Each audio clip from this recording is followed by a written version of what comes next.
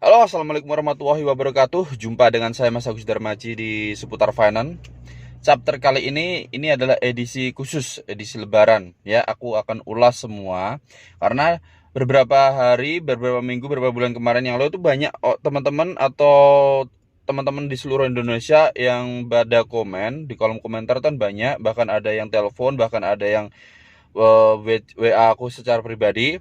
Ya, dia tuh bang, gimana sih bang cara mengatasi, ada nggak sih bang tips-tips untuk menghadapi di saat kita mengendara biar nggak was-was di jalan, misalkan kita buat jaga-jaga dihadang debt collector.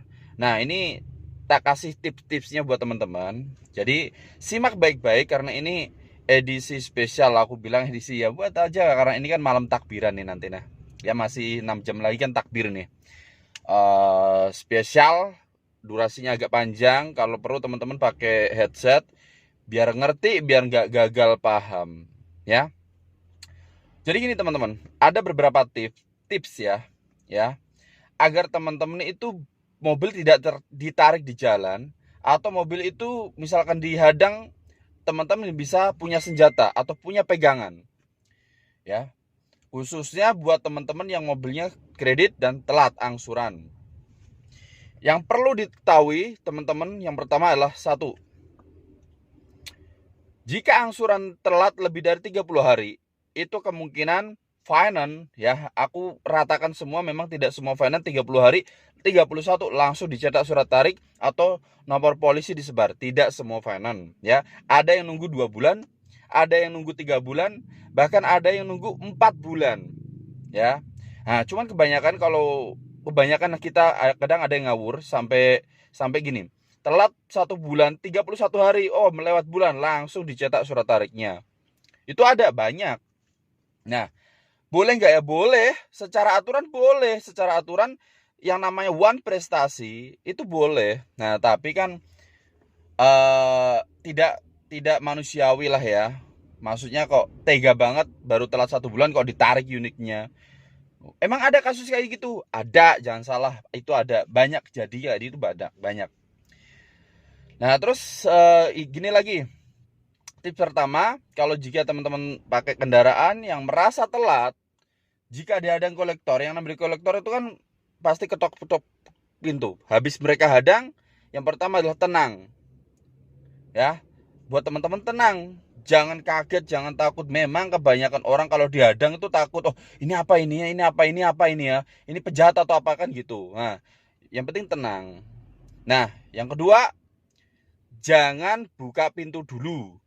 Pintu kaca loh ya. Kebanyakan orang kalau ditok-tok kan tok tok tok tok tok.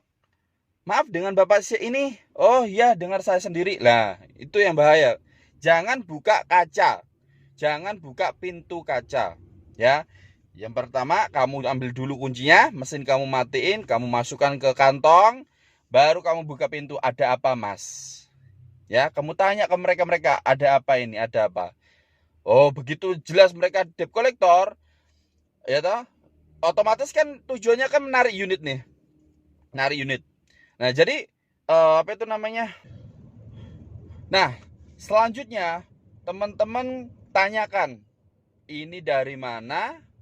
Ya toh, dan ada urusan apa gitu. Kalau memang dia debt collector dari suatu leasing, yang perlu teman-teman tanyakan adalah surat perintahnya mana. Ya, itu ditanya dulu. Surat perintahnya mana, Bang? Di mana Mas surat perintahnya? Ada nggak lisensinya coba? Begitu surat perintahnya ada, ya, begitu surat perintahnya ada, oh benar, ini dari finance yang berkaitan dengan unit kita, ya toh. Nah, selanjutnya itu kan banyak debt collector itu kan, 5 orang, 6 orang, bahkan 10 orang. Ya, kita tanya lagi, ada lisensi nggak Mas? Lisensi, karena udah beberapa tahun yang lalu itu udah disahkan, ya toh, dan wajib harus setiap yang namanya debt collector harus punya lisensi penagihan. Walaupun mereka itu bukan karyawan finance tersebut, tapi itu wajib punya lisensi. Kalau mereka nggak punya lisensi, berarti mereka nggak punya hak untuk bicara dengan teman-teman. Dengan kita lah ibaratnya ya. Nggak punya hak untuk bicara, apalagi narik. Bicara aja nggak punya hak, apalagi narik. Oke, ini diingat yang kedua. Nah, yang ketiga itu dilihat itu surat kuasanya. Ini contohnya surat kuasa nih ya. Itu dilihat surat kuasanya. Ya, itu kan pemberi kuasa kan hanya ada satu nama di sini. Ya, misalkan namanya bla bla bla bla bla, namanya Pak Ahmad misalkan, ini misalkan. Kalau di sini hanya tertulis Pak Ahmad, berarti semua debt collector yang lain itu gak punya hak untuk ikut-ikutan. Ya, kita kembali lagi, yang namanya hutang piutang itu hanya ada dua belah pihak. Ya, kreditur dan debitur, antara finance dan kita. Ya, sekali lagi antara finance dan kita. Jika ada pihak lain yang ikut-ikutan, harus pakai surat kuasa. Nah, inilah surat kuasa penarikan, surat kuasa kuasa buat debt collector itu. Di situ ada satu nama. Namanya siapa? Ya, misalkan nih, Thomas, oke lah. Berarti kita tanya, debt collector yang namanya Thomas itu mana? Ya, kita tanya, debt collector yang namanya Thomas. Ini misalkan ada, oke lah, kalau ada berarti kita hanya punya hak untuk bicara dengan dia. Berarti dari puluhan debt collector itu yang punya hak bicara sama kita hanya si Thomas ini. Sekali lagi, karena hanya ada satu nama, berarti yang punya hak hanya Thomas ini. Tapi jika si Thomas atau semua nggak ada, hanya surat kuasa yang dipegang anak buahnya, biasanya kan yang namanya bosnya kan nggak keluar biasanya. Biasanya kebanyakan kasus itu bosnya tuh nggak keluar. Nggak ada. Kalau misalkan mereka nggak ada nih, nggak ada yang namanya sini, misal Thomas, lu nggak ada yang nama Thomas, berarti seluruh debt collector itu nggak ada artinya buat kita. Ya, mereka nggak punya hak buat ngurusin unit kita. Ya, walaupun dia pegang surat kuasa loh, walaupun dia pegang surat kuasa, surat resmi dari pihak finance, tapi dia nggak punya hak untuk ngurusin unit kita. Karena apa? Orang yang penerima kuasanya tidak ada di sini gitu loh. Di surat ini dinamai nggak ada. Tapi begitu ada, ya udah kita berhak ngomong, tapi kan ngomong baik-baik. Misalkan ada debt collectornya, lu bang, kamu tuh siapa? Kalau kita tanyain, Anda itu nggak punya nama di sini. Saya tuh gak ada hubungannya sama teman, sama kamu semua tuh gak ada gitu loh. Jadi yang perlu ditanyakan, yang dipastiin itu, mereka akan mundur. Oh iya, dia benar, ini orang kayaknya paham nih orang. Ini konsumen kayaknya pinter nih orang. Dia akan bilang gitu. Nah, terus yang terakhir, yang ketiga bukan yang terakhir, yang ketiga, jangan mau diminta tanda tangan. Ya, itu yang pertama. Tanda tangan ya surat serah terima berita acara penyerahan unit. Singkatnya itu BSTK. Itu jangan mau ya. Apapun kondisinya, kalau teman-teman dihadang di jalan, pokoknya jangan mau tanda tangan. Karena apa?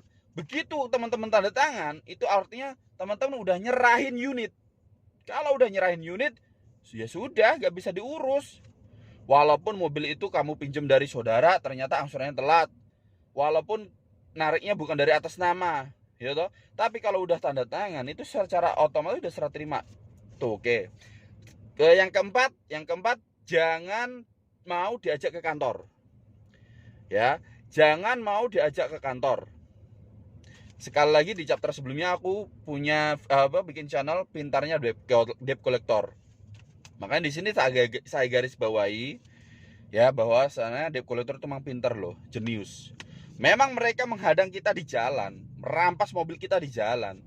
Tapi begitu kita diarahkan ke kantor, nggak ada itu istilah perampasan.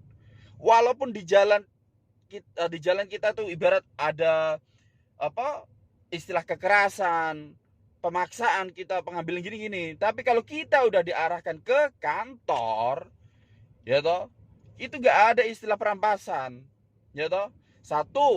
Alasannya pihak kita udah disuruh tanda tangan misalkan, ya toh, itu artinya udah serah terima. Walaupun belum serah terima, kita udah diarahin ke kantor, kita akan kalah telak.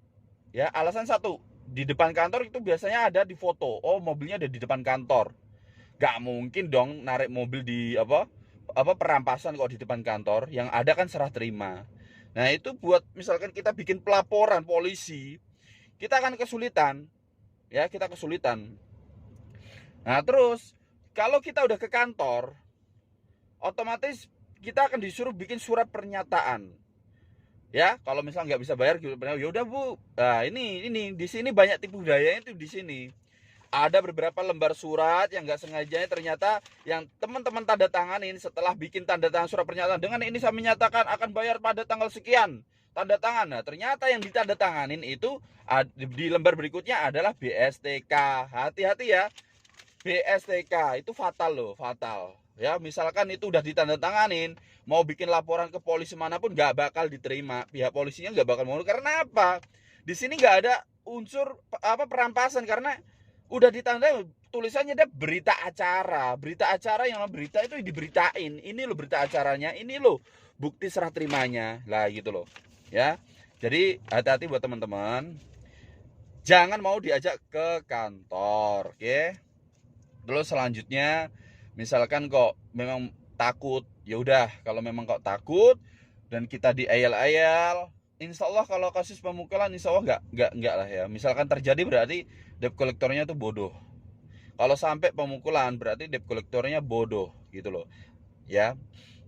Ya, kalau mungkin dorong-dorongan kalau ayal-ayalan gitu mungkin lah wajar lah. Nah, di saat itu teman-teman misalkan takut minta bantuan. Ya, kalau banyak orang yang minta bantuan, bang, pak, tolong pak, mobil saya mau ditarik, jujur aja mobil saya mau ditarik pak, sama tarik paksa pak, tolong. Mereka pasti mundur. Walaupun mereka pun bersepuluh, tapi kalau mereka, oh pak ini mobil, mereka alibinya seperti ini biasanya. Oh mereka tuh, pak ini mobil sengketa ini pak, mobil sengketa, mobil maling ini pak loh. Sedangkan saya ini saya ada surat tugasnya, saya ada resmi lah. Walaupun mereka bilang seperti itu, ya tapi beda cerita loh ya. Ini terkecuali buat teman-teman yang membawa unit bodong. Kalau teman-teman bawa unit bodong itu jelas ya teman-teman kalah telak ya, dan itu memang nggak boleh. Itu teman-teman akan menjadi penadah di situ ya. Misal itu jelas misalkan ditemu debt collector berhak menang ya. Jadi yang saya kasih tip ini adalah buat teman-teman yang yang mobilnya sendiri ya, bukan mobil colongan lah intinya gitu loh, bukan mobil kriminal. Yaitu beberapa tips lah buat teman-teman. Jadi yang jelas kalau secara aturan kembali lagi secara aturan fidusia, memang yang namanya surat tarik ini kan yang perjanjian fidusia itu kan mewakili keputusan pengadilan. Ya artinya nggak usah lewat pengadilan pun sebenarnya bisa ditarik, bisa, cuman ada caranya gitu loh. Tapi kalau caranya salah, yang harusnya alurnya benar menjadi perampasan lah, di sini yang nggak boleh ya, karena beda, yang tadinya perdata jadi pidana ya gitu loh. Jadi jangan salah paham di sini, jangan gagal paham. Yang jelas memang yang hutang piutang harus dibayar. Ya itu beberapa tips lah ya. Apalagi setelah kejadian kemarin itu banyak debt collector yang ketangkap itu mungkin bikin down di seluruh Indonesia, bikin down ya. Tapi bukan berarti teman-teman yang telat angsuran lalai bayar, tidak boleh. Ya, kalau ada uang bayarlah 1, 2, 3. Telat berapapun itu nggak masalah. Sekali lagi mau telat setahun 2 tahun, yang penting ada etiket bayarnya itu nggak masalah. Kalau misalkan udah keblokir nggak diterima, tapi kalau teman-teman bayar di akhir bulan pasti diterima gitu loh. Pasti diterima. Oh bayarnya akhir bulan pasti diterima. Karena jangka waktu hampir semua finance, jangka waktu buat WO atau write off atau aset perusahaan yang hilang itu 7 bulan. Selama angsuran teman-teman tidak lebih dari 7 bulan, mau titip 1 bulan, 2 bulan insya Allah boleh. Tapi dengan catatan akhir bulan bayarnya. Kalau teman-teman bayar debt collector pasti ada biaya lebih, tapi kalau teman-teman ke kantor di akhir bulan pasti diterima. Ya, pasti diterima. Udah sampai situ kita bahas tentang bagaimana kalau unit sudah terlanjur ditarik di jalan Bang Agus misalkan nih. Ya udah kalau memang unit udah terlanjur ditarik, tapi posisinya teman-teman nggak merasa tanda tangan dan nggak merasa nyerahin kunci, tapi di unit digiring ke bawa ke kantor. Yaudah bikin pelaporan ke polsek setempat bahwasanya Pak unit saya ditarik, bilang aja gitu. Loh saya belum serah terima kendaraan kok Pak. Buktinya mana? Ini loh Pak, ini kuncinya. Ya toh? Dan saya itu mobil saya dari dihadangnya di daerah, misalkan di daerah pasar lah, di daerah pasar, terus mobil saya diderek bawa ke kantor. Nah, itu udah boleh ya. Ini jelas perampasan. Karena satu, tidak tanda tangan, tidak nyerahin kunci. Bisa nggak dilaporin? Bisa. Nggak bakal ada debt collector yang bodoh seperti itu, nggak ada. Ya, karena itu begitu ini jadi pelaporan, itu nanti alurnya itu mobil akan disita pihak Polres, polisi. Ya, masuk sengketa kan di situ. Masuk sengketa. Habis itu nanti akan ada negosiasi dari pihak finance akan dipanggil, pihak debt collector akan dipanggil, PT debt collector akan dipanggil, keterangannya gimana. Wah, tapi kebanyakan kalau udah ada pelaporan kayak gitu dan pihak konsumen menang, biasanya kebanyakan kasus mobil akan dikembalikan lagi ke pihak debitur atau konsumen dengan catatan angsuran tetap dibayar gitu. Terus biasanya nanti ada istilah cabut berkas, itu semua pengurusan dari pihak yang kita tuntut, pihak finance. Ya, kalau nggak pihak finance kan menguasakan ke PT, misalkan PT A. Lah PT A ini kan membawai banyak debt collector. Lah, ini nanti pihak debt collector pihak PT A inilah yang akan pengurusan ke pihak polsek, penebusan ke pihak polisi. Ya, terus satu lagi buat teman-teman, kalau buat teman-teman suka sama video atau channel saya, ya dibantu dukung ya. Karena aku juga semangat ini ya, semangat buat teman-teman juga. Banyak ilmu, banyak teman. Nah, sekarang logikanya ya, temanku banyak banget di seluruh Indonesia nih. Begitu aku bikin channel ini tuh teman-teman dari Kalimantan, Bandung, Madura, hampir seluruh Indonesia mereka telepon saya, WA saya secara pribadi. Ya mereka tanya, bang aku gini lah, saya nggak dapat apa-apa, nggak masalah, tapi kan saya dapat temen, ya toh. Video saya ditonton buat mereka, berkah nggak kalau ditonton mereka, ada ilmunya, berkah. Tetap di seputar finance. Salam dari saya Mas Agus Darmaji, selamat lebaran, minal aizin wal faizin, mohon maaf lahir dan batin. Semoga apa yang kita lakukan di hari-hari sebelumnya, kejahatan kita atau dosa-dosa dihapus di hari yang fitri ini, dan semoga amal ibadah kita diterima semua oleh Allah Subhanahu wa taala. Amin Allahumma amin. Salam seputar finance.